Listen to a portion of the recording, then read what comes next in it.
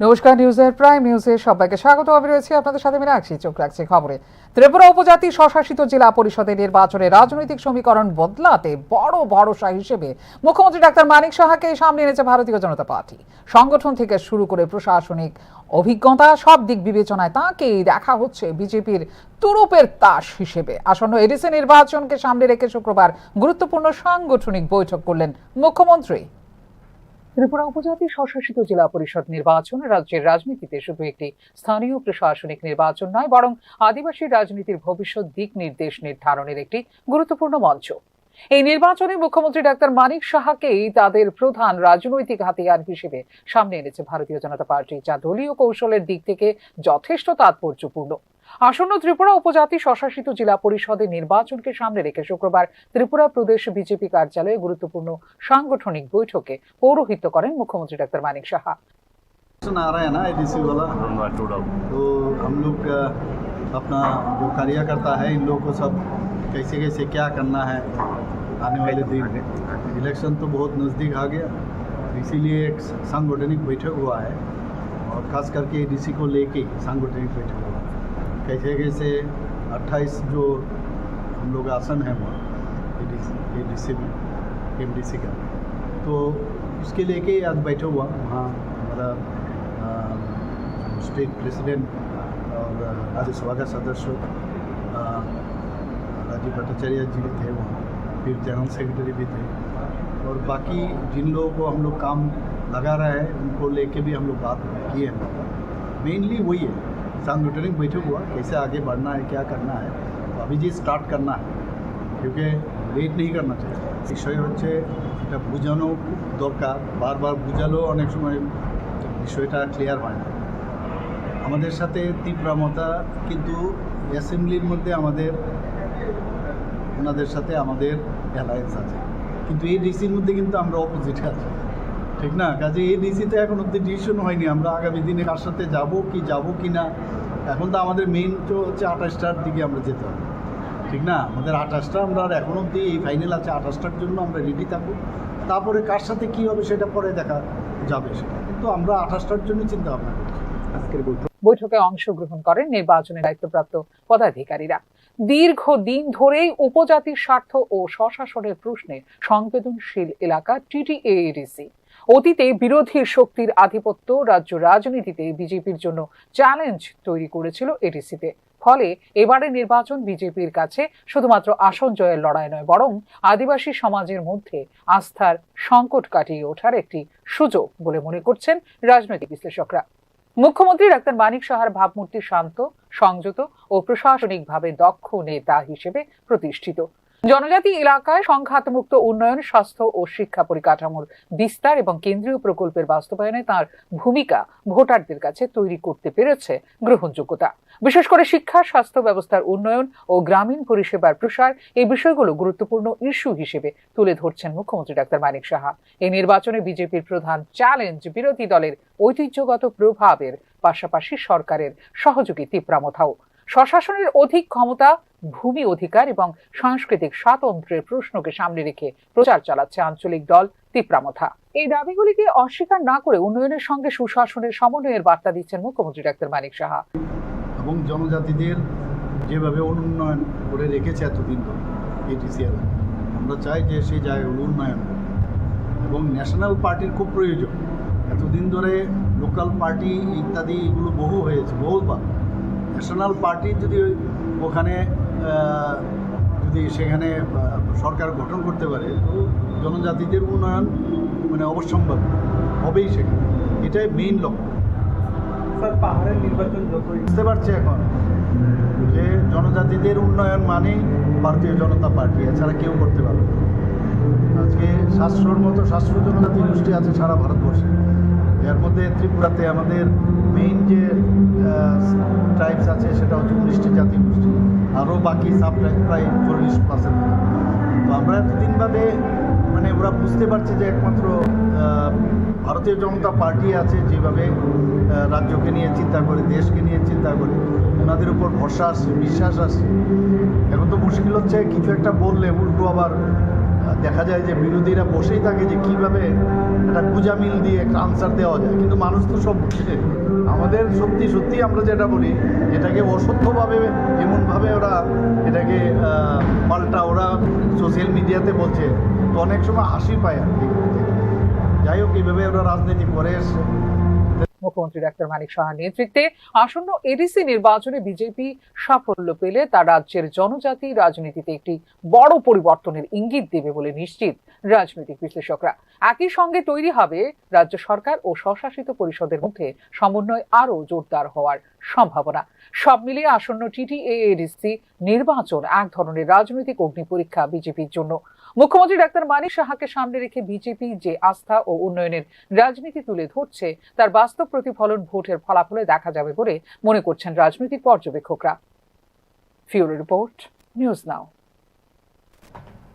শুক্রবার 30শে জানুয়ারি জাতির জনক মহাত্মা গান্ধীর প্রয়াণ দিবস। গোটা দেশে শহীদ দিবস হিসেবে পালিত হয়। শুক্রবার সকালে রাজ্যের মহামান্য রাজ্যপাল ইন্দ্রসেনা রেটিনালদু আগরতলা সার্কিট হাউসে গান্ধীজির মূর্তিতে এবং গান্ধীঘাটের গান্ধী বেদিতে পুষ্প অর্পণ করে শ্রদ্ধা নিবেদন করেন। গান্ধীজির প্রয়াণ দিবসে গান্ধীজিকে শ্রদ্ধা জানিয়ে তাঁর বাণী স্বদেশী বস্তুকে ব্যবহার করার বার্তা দেন রাজ্যপাল ইন্দ্রসেনা রেটিনালদু। এই শ্রদ্ধা নিবেদনে শিল্প ও বাণিজ্য দপ্তরের মন্ত্রী শান্তনা চাকমা, পশ্চিম জেলা শাসক ডক্টর विशाल कुमार उपस्थित छिलेन। महात्मा गांधी जी ने जो बोले हैं उनके जीवन पर आचरण में लाए हैं, वो सच बोलना, अहिंसा का पालन करना और स्वदेशी वस्तु खरीदना, स्वदेशी वस्तु यूज़ करना, यही बोले हैं। अभी अपन वही इतने साल के बाद भी वही आचरण करना अपने देश के लिए, सबके लिए अच्छा है। अभी घरों में भी हिंसा पेपर में, न्यूज़ में देखते हैं, तो उससे दूर रहना है। वैसे ही अभी अपने देश के ऊपर बलवान देश जो समझते हैं वो अलग अलग रूप में फिर अपने को उनके हाथ में लेने के लिए कोशिश चल रहा है। तो वो टैक्स के नाम पे, ड्यूटी के नाम पे, उसका आंसर एक ही है, अपन स्वदेशी का वस्तु को परचेज करना, स्वदेशी वस्तु यूज़ करना, ये सबसे बड़ा काम है। मैं आम पब्लिक को यही रिक्वेस्ट करता हूँ कि जो गांधी जी ने उस दिन बोला था, अभी भी वो ज़रूरी है आचरण करने के लिए। मैं समझता हूँ सब लोग उसको आचरण करके देश का भविष्य शक्तिमान बनाने में अपना हाथ सहयोग देंगे।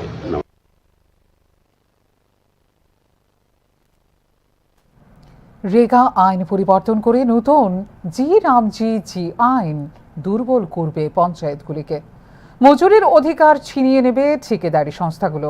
শুক্রবার মহাত্মা গান্ধীর শহীদান দিবসে আয়োজিত ধর্ণা কর্মসূচিতে এই অভিযোগ করল ত্রিপুরা প্রদেশ কংগ্রেস। শুক্রবার যথাযোগ্য মর্যাদায় মহাত্মা গান্ধীর ৭৮তম শহীদান দিবস পালন করল ত্রিপুরা প্রদেশ কংগ্রেস। পাশাপাশি মনরেগা বাঁচাও কর্মসূচির অঙ্গ হিসেবে প্রদেশ কংগ্রেস ভবনের সামনে গণ অবস্থান কর্মসূচি পালন করে প্রদেশ কংগ্রেস। রেগা নির্মূল করে জি আইন প্রণয়নের মধ্য দিয়ে পঞ্চায়েতগুলোকে দুর্বল করার পরিকল্পনা নেওয়া হয়েছে। নিজেদের মর্জি মাফিক পঞ্চায়েতগুলোকে শক্তিশালী করার রাজনীতি করছে সরকার বলেও অভিযোগ করল ত্রিপুরা প্রদেশ কংগ্রেস। জিএনরেগার মাধ্যমে ১০০ দিনের গ্যারান্টিযুক্ত কর্মসংস্থানের ব্যবস্থা ছিল, আজকে সেটাকে নির্মূল করে দিয়ে বর্তমান বিজেপি সরকার সারা দেশে তারা যে গ্রামজি প্রকল্প চালু করতে যাচ্ছে, এই প্রকল্পে মানুষের অধিকার শুধু হরণ হয়নি, মজুরির অধিকারই শুধু মানুষ হারায়নি।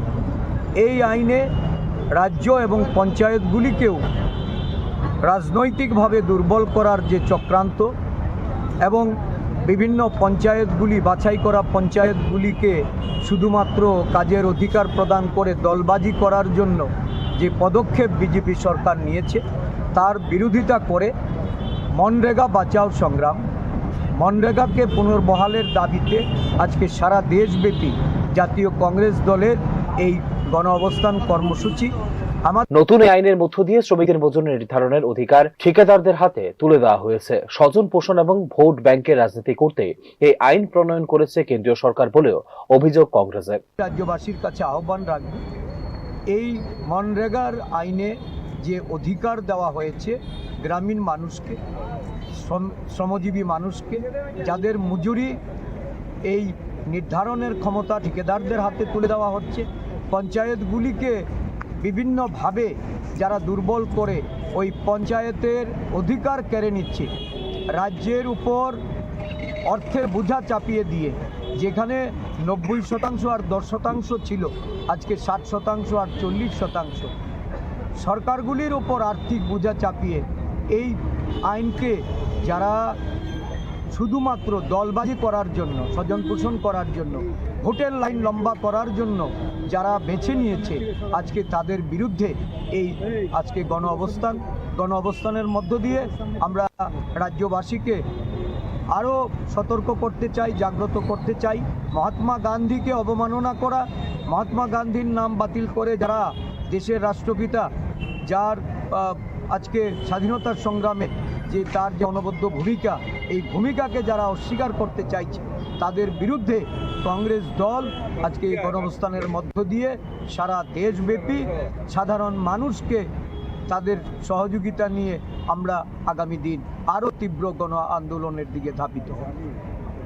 মনরেগাকে দুর্বল করে নতুন আইন বিকশিত ভারত গ্যারান্টি ফর রোজগার অ্যান্ড আজীবিকা মিশন গ্রামীণ বা ভিবিজি-রামজি লাগু করার প্রতিবাদে শুক্রবার রাজ্যের প্রতিটি ব্লকে ধর্ণা প্রদর্শন করে কংগ্রেস। এদিকে নতুন এই ভিবিজি-রামজি আইনে শ্রমিকদের বছর 125 দিনের কাজ সময় মতো মজুরি না মিললে ক্ষতিপূরণ, চাহিদা মতো কাজ না দিতে পারলে বেকার ভাতা দেওয়ার মতো ব্যবস্থা রয়েছে বলে দাবি করেছে কেন্দ্রীয় সরকার। Bureau report, news now. একদিকে বেপরোয়া গতি, অন্যদিকে নিয়ন্ত্রণহীন ভারী যানবাহন, তারই করুণ পরিণতিতে মুহূর্তের মধ্যে ঝরে গেল 4টি তাজা প্রাণ, আহত আরো 2 জন, জীবন মৃত্যুর সন্ধিক্ষণে। শুক্রবার এই ঘটনা কুমারঘাট থানার সিদংছড়া এলাকায়। কুমারঘাট থানার সিদংছড়া এলাকায় শুক্রবার ঘটে গেল এক ভয়াবহ পথ দুর্ঘটনা। 12 চাকার একটি লরি ও একটি ইলেকট্রিক অটোর মুখোমুখি সংঘর্ষে ঘটনাস্থলে মৃত্যু হয় 4 জনের। এক্ষেত্রে গুরুতর আহত হয়ে সংকটজনক আরো 2 জন। নিয়ন্ত্রণহীন গতির কারণে এই দুর্ঘটনা বলে জানিয়েছেন প্রত্যক্ষদর্শীরা। 12 চাকার গাড়ির সঙ্গে মানে অন্য গাড়িটা কি ছিল?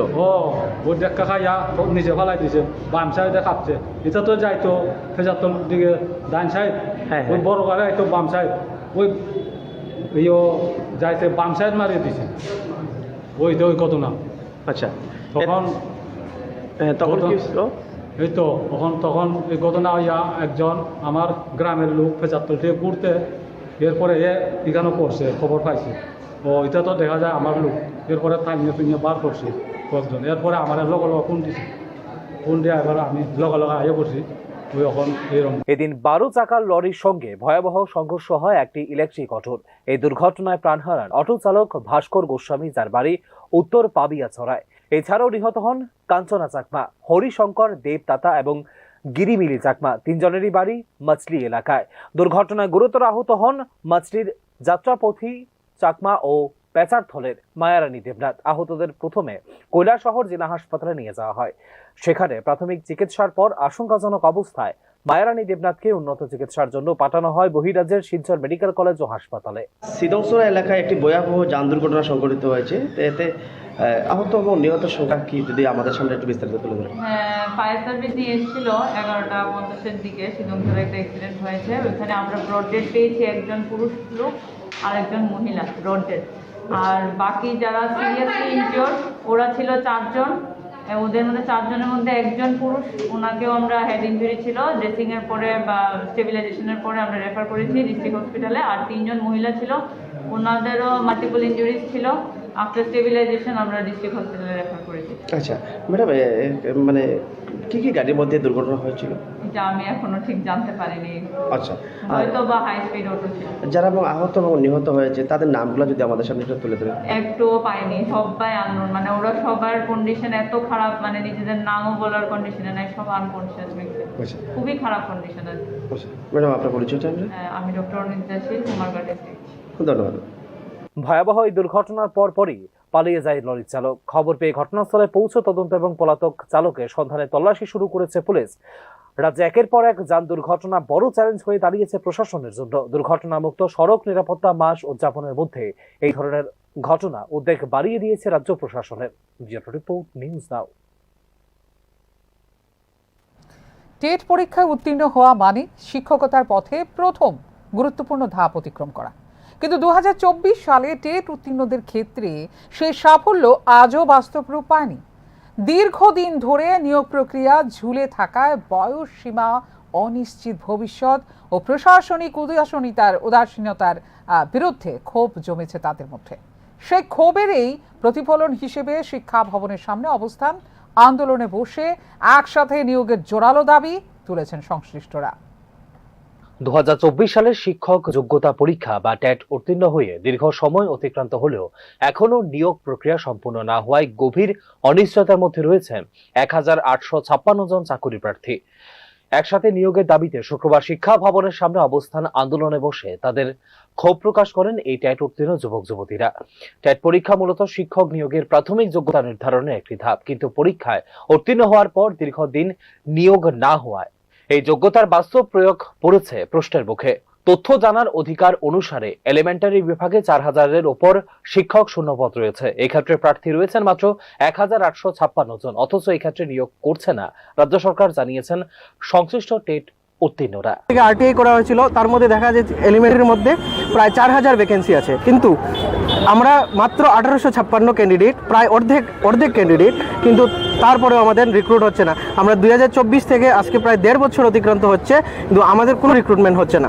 তার সাথে আমাদের অনেক কলিগরা আছেন যিনি যারা প্রায় বয়স উত্তীর্ণ, প্রায় 6 মাস বা তার চেয়েও কম বয়স রয়েছে, তো তাদেরও কোনো রিক্রুটমেন্ট হচ্ছে না। তো এই নিয়ে সবার কাছে আমাদের দাবি যে আমাদের অতি সত্বর যাতে আমাদের পোস্ট ক্রিয়েট করা হয় আর আমাদের রিক্রুটমেন্ট করা হয়, যাতে যাদের ওল্ড মানে এজ ওভার হচ্ছে তাদের যাতে তাড়াতাড়ি রিক্রুটমেন্ট প্রসেসটা স্টার্ট হয়ে যায়। পোস্ট কতটা ছিল? 4100 মতো ভ্যাকেন্ট পোস্ট আছে। এটা আমার বক্তব্য না, এটা ত্রিপুরার বিধানসভায় কিংবা আমরা যে আরটিআই করেছিলাম দপ্তরে, দপ্তর থেকে আমাদেরকে জানিয়েছে যে 4100 পোস্ট আছে খালি, আমরা মাত্র 1856 জন। আমাদেরকে কেন নিয়োগ করছে না? রাজ্যের শিক্ষার কি বেহাল অবস্থা। প্রতিদিন আমরা কোনো না কোনো স্কুলের মধ্যে দেখতেই পাই যে ছাত্রছাত্রীরা আন্দোলন করছে, অভিভাবকরা আন্দোলন করছে যে স্কুলের মধ্যে শিক্ষক নেই। তো এগুলা কি আমাদের সরকারের নজরে পড়ছে না? আমাদের শিক্ষামন্ত্রীর নজরে পড়ছে না? আন্দোলনকারীদের মতে ধাপে ধাপে বা দীর্ঘসূত্রিতার মাধ্যমে নিয়োগ প্রক্রিয়া চালানো হলে বহু প্রার্থী বয়স সীমা অতিক্রম করবে, ফলে পরীক্ষায় উত্তীর্ণ হয়েও চাকরির সুযোগ হারাবেন তারা। দীর্ঘদিন কর্মহীন অবস্থায় থাকায় মানসিক চাপ, আর্থিক অনিশ্চয়তা এবং পারিবারিক দায়িত্বের বোঝা বহন করতে হচ্ছে বলেও অভিযোগ সংশ্লিষ্ট চাকরি প্রার্থীদের। আজ আমরা টিটি 2024-এর পাশ করা সব ক্যান্ডিডেট একত্রিত হয়েছি কয়েকটি দাবি দাওয়া নিয়ে। এর মধ্যে আমি ওভারএজদের নিয়ে কয়েকটি কথা বলছি। আমরা জীবনের কঠোর পরিস্থিতির মধ্যে দিয়ে প্রথমে 12, এরপরে গ্র্যাজুয়েশন কমপ্লিট করার পর ডিএলএড এবং টেট দিয়ে ডিএলএড এবং বিএড করে টেট পাস করে টেটের জন্য পড়াশোনা করে সার্টিফিকেট নিয়ে বসে আছি। তো কোনো নিয়োগ নীতি নেই। যেটা 2024 সালে পরীক্ষা হয়েছিল, এখন 2026 সাল চলছে, কোনো নিয়োগ নীতি নেই। আমরা ওভার হয়ে যাচ্ছি, জাস্ট কয়েকটা দিন হাতে বাকি। সিএম তথা রাজ্যের অভিভাবকের কাছে করজোরে আবেদন জানাচ্ছি যাতে আমাদের অতি দ্রুত এবং একসঙ্গে নিয়োগ করা হয়। আপনাদের এখন বয়স কত? বয়স 40, ওভারেজ হয়ে যাচ্ছি, আর কয়েকটা দিন বাকি। সংসার চালাতে খুব কষ্ট হচ্ছে। স্যার যদি তাড়াতাড়ি নিয়োগ করে তাহলে ভালো হবে। পারিবারিক দিক দিয়ে খুব অসুবিধার মধ্যে আছি, তো বউ বাচ্চা নিয়ে খুব কাইসের মধ্যে আছি। স্যার যদি অতি তাড়াতাড়ি নিয়োগ করে তাহলে উপকৃত হব। রাজ্যের বিভিন্ন স্কুলে শিক্ষক ঘাটতির অভিযোগ দীর্ঘদিনের।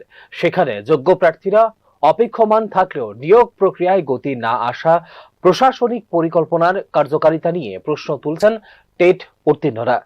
শিক্ষার গুণগত মান উন্নয়নের ক্ষেত্রে শিক্ষক নিয়োগ একটি মৌলিক শর্ত হলেও বাস্তবে তার প্রতিফলন ঘটছে না বলেই অভিযোগ চাকুরি প্রার্থীদের। ব্যুরো রিপোর্ট, নিউজ নাও। চট্টগ্রামে ভারতীয় বিনিয়োগকারীদের জন্য নির্ধারিত বিশেষ অর্থনৈতিক অঞ্চল বা সেজ প্রকল্পের জমি বাতিল হওয়ার সিদ্ধান্ত নতুন অনিশ্চয়তা তৈরি করেছে ত্রিপুরার সাবরুম স্পেশাল ইকোনমিক জোনকে ঘিরে। চট্টগ্রাম বন্দরের ওপর নির্ভর করে গড়ে ওঠা সাবরুম সেজের লজিস্টিক ও বাণিজ্যিক পরিকল্পনার সঙ্গে এই সিদ্ধান্ত সরাসরি যুক্ত বলে মনে করছেন সংশ্লিষ্ট মহল। চট্টগ্রামে ভারতকে দেওয়া বিশেষ অর্থনৈতিক অঞ্চল বা SEZ প্রকল্পের জন্য বরাদ্দ জমি বাতিল করে দিয়েছে বাংলাদেশের অন্তর্বর্তীকালীন মোহাম্মদ ইউনূস সরকার। সেই একই জমিতে চীনের সহায়তায় ড্রোন কারখানা স্থাপনের সিদ্ধান্ত এক গুরুত্বপূর্ণ মোড় এনে দিয়েছে বাংলাদেশের কৌশলগত অবস্থানে। প্রায় 850 একর জমিতে এই কারখানায় চলতি বছরের শেষ নাগাদ উৎপাদন শুরু করে দেবে চীন। ভারতীয় সীমান্ত থেকে প্রায় 100 কিলোমিটার দূরে অবস্থিত এই কারখানা নতুন মাত্রা যোগ করেছে দক্ষিণ এশিয়ার নিরাপত্তা সমীকরণে। এই সিদ্ধান্তের প্রেক্ষাপটে চীন বাংলাদেশ প্রতিরক্ষা সম্পর্ক আরো দৃঢ় হয়েছে। গত বছর চীন বাংলাদেশকে 20টি J-10CE যুদ্ধ বিমান সরবরাহের জন্য চুক্তি স্বাক্ষর করে, যার ডেলিভারি চলতি বছরের শেষ দিকে শুরু হওয়ার কথা। ভারত বাংলাদেশ SEZ উদ্যোগের পটভূমি 2015 সালে প্রধানমন্ত্রী নরেন্দ্র মোদীর ঢাকা সফরের সময় তৎকালীন প্রধানমন্ত্রী শেখ হাসিনার সঙ্গে যৌথ ঘোষণায় বাংলাদেশে ভারতীয় বিনিয়োগকারীদের জন্য একটি ভারতীয় অর্থনৈতিক অঞ্চল স্থাপনের সিদ্ধান্ত নেওয়া হয়। এর আওতায় চট্টগ্রামের মিরসরাইয়ে প্রায় 850 একর জমির বরাদ্দ হয় এবং মোংলায় আরেকটি ছোট SEZ এর প্রস্তাব আসে। এই প্রকল্পের লক্ষ্য ছিল দ্বিপাক্ষিক বাণিজ্য বৃদ্ধি, ভারতীয় বিনিয়োগ আকর্ষণ, কর্মসংস্থান সৃষ্টি এবং বাংলাদেশে ভারতীয় সংস্থাগুলির জন্য বিশেষ অবকাঠামোগত সুবিধা নিশ্চিত করা। ভারত এই প্রকল্পে $115 মিলিয়ন সহায়তাও প্রদান করে। এদিকে চট্টগ্রামে ভারতের SEZ বাতিল হওয়ার সিদ্ধান্তের সরাসরি প্রভাব পড়তে পারে ত্রিপুরার দক্ষিণে অবস্থিত সাবরুম স্পেশাল ইকোনমিক জোনের উপর। রাজ্যের প্রথম SEZ হিসাবে সাবরুম অঞ্চলটি কৃষিভিত্তিক শিল্প, রাবার, বাঁশ ও টেক্সটাইল শিল্পের জন্য পরিকল্পিত হয়েছিল এবং এর মূল লজিস্টিক লক্ষ্য ছিল চট্টগ্রাম বন্দর। বাংলাদেশ সীমান্তবর্তী ফেনী নদীর কাছে অবস্থিত এই প্রকল্পে প্রায় 1550 কোটি টাকা বিনিয়োগের মাধ্যমে 5000 থেকে 12000 মানুষের কর্মসংস্থান সৃষ্টির পরিকল্পনা ছিল দিল্লির। সাবরুম SEZ কে আমদানি রপ্তানির ক্ষেত্রে গুরুত্বপূর্ণ লজিস্টিক সুবিধা দেওয়ার কথা ছিল ফেনী সেতু ও চট্টগ্রাম বন্দরের নিকটতা। কিন্তু চট্টগ্রামে ভারতীয় SEZ বাতিল হওয়ায় সীমান্ত পার বাণিজ্য ও লজিস্টিক সমন্বয়ের যে কৌশলগত ধারাবাহিকতা গড়ে ওঠার কথা ছিল তা ব্যাহত হতে পারে বলে মনে করছেন সংশ্লিষ্ট মহল। বিশেষজ্ঞদের মতে এই সিদ্ধান্ত শুধু অর্থনৈতিক নয়, বরং এটি দক্ষিণ এশিয়ায় প্রভাব বিস্তারের প্রতিযোগিতায় চীন ও ভারতের মধ্যে ক্রমবর্ধমান টানাপোড়েনের প্রতিফলন বলে মনে করছেন বিশ্লেষক মহল। চট্টগ্রামকে ঘিরে চীনের সামরিক প্রযুক্তিগত উপস্থিতি আঞ্চলিক নিরাপত্তা, বাণিজ্য ও কূটনৈতিক ভারসাম্যে সুদূর প্রসারী প্রভাব ফেলতে পারে ভবিষ্যতে। আর সেই দৃষ্টিকোণ থেকে ত্রিপুরার সাবরুম SEZ এর ভবিষ্যৎ নিশ্চয়তার শিকার বলেও মনে করছেন বিশ্লেষক মহল। ব্যুরো রিপোর্ট, নিউজ নাও।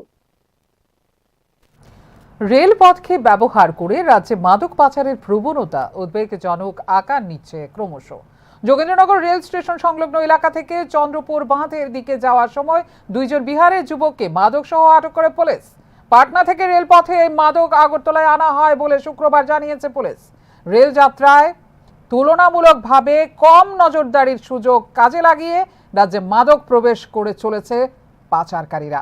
এই 2 যুবক কেবল বাহক হতে পারে এবং এর পেছনে একটি সংঘবদ্ধ মাদক পাচার চক্র সক্রিয় রয়েছে বলে জানিয়েছে পুলিশ। মাদক কোথায় সরবরাহ করার পরিকল্পনা ছিল এবং রেলপথে এর আগে কতবার এই ধরনের পাচার হয়েছে তা খতিয়ে দেখা হচ্ছে বলেও জানিয়েছে পুলিশ।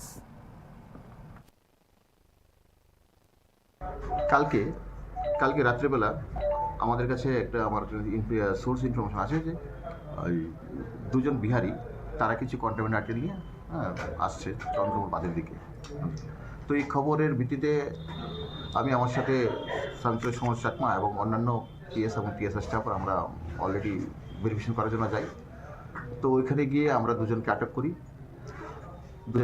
তাদের কাছে একটা পিট্টু ব্যাগ ছিল, নেভি ব্লু কালারের পিট্টু ব্যাগ। ওই ব্যাগ আমরা চেক করি। তো এই চেকের মধ্যে এখানে 50টা অ্যাসকপ বোতল পাওয়া গেছে। তো আপনারা জানেন সব অ্যাসকপ তো একদম স্ট্রং একটা ইন্ডিকেস আইটেম। তো অ্যাকর্ডিংলি আমরা অ্যাসকপ সিরাপ সিজ করি এবং দুজন ব্যক্তি তারা বিহারের নালন্দার এলাকার বলেছিল, তো তাদেরকে আমরা অ্যারেস্ট করি এবং একটা স্পেসিফিক এনডিপিএস কেস নিয়েছি। আমরা আজকে তাদেরকে কোর্টে ফরওয়ার্ড করবো, 5 দিনের রিমান্ড আনবো এবং তাদের কাছ থেকে আমরা টোটাল চেনটাকে ব্লাস্ট করি। থেকে এনেছিল, তারা বলেছিল পাটনা থেকে মালগুড়ি এনেছিল, রেলের মাধ্যমে এনেছে, এইটুকু বলেছে। যুবনগর রেল স্টেশন নেমেছে, ওখান থেকে তারা রওনা হয়েছিল। তো বাকি কোথায় নেবে, এই সাথে কার যুক্ত আছে, টোটাল চেনটা ব্লাস্ট আমরা জিজ্ঞাসা করছি। ইনভেস্টিগেশন কোথাও।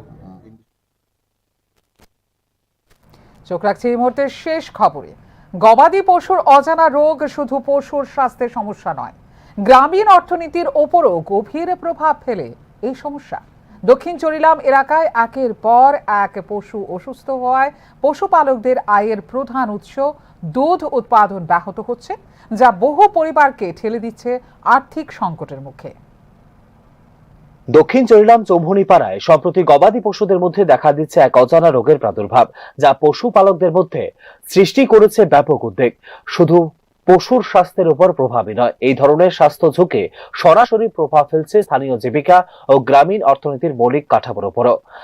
গবাদি পশু অসুস্থ হলে বা মারা গেলে তা সরাসরি আর্থিক লোকসানে পরিণত হয় পশুপালকদের জন্য। রোগের কারণে দুধ উৎপাদন হ্রাস পায়, যার ফলে স্থানীয় বিক্রয়যোগ্য দুধের পরিমাণ কমে যায় এবং ঘরে দেখা দেয় আয়ের ঘাটতি। আমার গরুর বাচ্চা, আমার গরুটা মনে করেন বাচ্চা দিছে, মনে করেন 1-1.5 মাস হয়েছে, বাচ্চাটা কি সুন্দর বাচ্চাটা হয়েছে, মনে করেন বাচ্চাটা 1-1.5 মাসের সময় বাচ্চাটা মারা গেছে। আমরা কিন্তু একটা বসন্ত রোগের মতো এমন একটা কি গুড়া হয়েছে, এই গুড়াটা অনেক পরে আমরা মনে করেন ডাক্তার আনছিলাম, চিকিৎসা করছি, হয়েছে না কিছু। কিন্তু আমরা কিন্তু এই গরু পাইলে ওই আমরা যে চলি সংসার, আমরা কোনো একখানি জায়গা সম্পত্তি কিছু নাই, এই গরুর উপরে আমরা নির্ভর। তুই এখন কি গরুরা মানে দুধ দোয়াইতে পারে না? দোয়াইতে পারি, এমন দোয়াইতে পারি না, হাটে লাতি দে মনে করেন। কয় লিটার পাইছিলাম তো বাচ্চাটা থাকতে, মনে করেন সকালে 3-3.5 লিটার, বিকালে আবার 2 লিটার এমন দুধ পাইতাম, কিন্তু কখন তো পাই না। তুই আপনার কি হয়েছে আপনার গরুর? চোখে বসন্ত মতন ঘোড়া হয়েছে, ঘোড়া হওয়ার পরে এটা ফসল গেছে, ফসল লাগছে। তখন আমরা এলাকার ভিতরে প্রচুর গরু মারা যাইতেছে। হ্যাঁ, আমরা চাই এটা ভালো একটা ডাক্তার, একটা শিবির হোক, যাতে চিকিৎসা হয়, আমরা যাতে গরু পালতাম পারি। গরু পাইলে ভাত খান না? গরু পাইলে ভাত খাই আমরা। কত দুধ দেয় আপনার গরুটা? দুধ এটা ওখানে পর্যন্ত 5 লিটার পর্যন্ত পাইতেছে আর কি। নাম কি আপনার? আমার নাম সঞ্জিত সিংহ। এই জায়গাটার নাম? দক্ষিণ চরিলাম চৌমুহনীপাড়া। এটা নতুন রোগ আছে না? নতুন রোগ আছে, এটা এরকম আর হয়েছে না কোনো সময়। ত্রিপুরার মতো রাজ্যে গবাদি পশুর ভূমিকা অর্থনীতিতে অত্যন্ত গুরুত্বপূর্ণ। এটি কৃষি উৎপাদনের একটি বড় অংশ এবং বহু পরিবারের জীবিকার উৎস। বহু ছোট ও মার্জিনাল কৃষক তাদের আয়ের প্রধান উৎস হিসেবে নির্ভরশীল পশু পালনের উপর। এই ধরনের সমস্যায় বিশেষ করে দুধ ও মাংসের সরবরাহে পতন হতে পারে, যা মূল্যস্ফীতি ও ঋণগ্রস্ততা বৃদ্ধি করতে পারে স্থানীয় বাজারে। গরুর কিন্তু বলতে আমরা গরুর মনে করেন এই একটা রোগ আছে, বুঝলেন কি রোগ আমরা যদি এটা নাম সঠিক করে জানি না, কিন্তু এই বড় বড় গুড়া হইতেছে, এটা ফসল লাগিয়ে আমার হচ্ছে বইরা অনেক গরু মারা যাইতেছে। কি এবার একটা মারা গেছে, আমার এটা তো বহু টাকা খরচ করছি, বুঝলেন খরচ করলে কি দেবে, এটা রোগ বেতালার রোগ, এটা সাংঘাতিক রোগ। তা আমরা যেটা জানি যদি বালা একটা পশু আছে, যদি আমরা এই ধরনের বাড়া যেতে পারে সামনেই, তারা যদি ধরনের চিকিৎসাটা ভালো করে বা অন্য অন্য ডাক্তার যদি আনে, তাহলে আমরা বাঁচাম, বুঝলেন। শিবির চাইতেছেন আপনারা? শিবির শিবির হোক একটা, যে কোনো একটা চিকিৎসা হোক, যা কিছু করুক তারা, আমরা তো খাই পাইলে আমরা ওই দিদি আমরা চললাম আসছি, কিতা করাম। কয়টা গরু আছে আপনার? আসলে ওই একটা ওইয়ানো আছে ওই দিকে আছে, আরো গরু আছে না 5-7টা গরু আছে। তা আমরা যদি এটা ভালো করে একটা চিকিৎসা হোক, যেটা না হইলে আমরা কিতা করাম, আমরা গরিব মানুষ চললে খাম হইলে আমরা নির্ভরশীল, আমরা যদি চললে খাই। আপনার নাম কি? আমার নাম হচ্ছে সজল মজুমদার। এই জায়গাটার নাম কি? দক্ষিণ চরিলাম চৌমুহনীপাড়া। আমরা যদি ভাবে একটু চোখ আনিলে এইভাবে যদি শেষ হয়ে যাবে এইভাবে একটা বাছুর মারা গেছে। আমরা একটা মারা গেছে, দুদিন আগে একটা মারা গেছে। গরুর গুড়ার বাবু কি তা নিয়ে এই ছোট ছোট গুড়ার মতন বসন্তের মতন হ্যাঁ, এরপরে তো অনেকটি গরু মারা টারা গেছে আপনার এলাকা। আমরা এলাকা। তারপরে আমরা চাই একটা শিবির অনেক লাগিয়া ওইলে গরুর চিকিৎসা, আমরা তো গরু ফাইলা ভাত খাই, বুঝছনি বাবু। এই হলো কথা। এই জায়গাটার নাম কিটা? এটা দক্ষিণ চৈলাম। আপনারা গরু হসপিটাল আসেন এদিকে? আছে হসপিটাল, আছে আছে কাছেই না? আছে। আপনার নাম কি?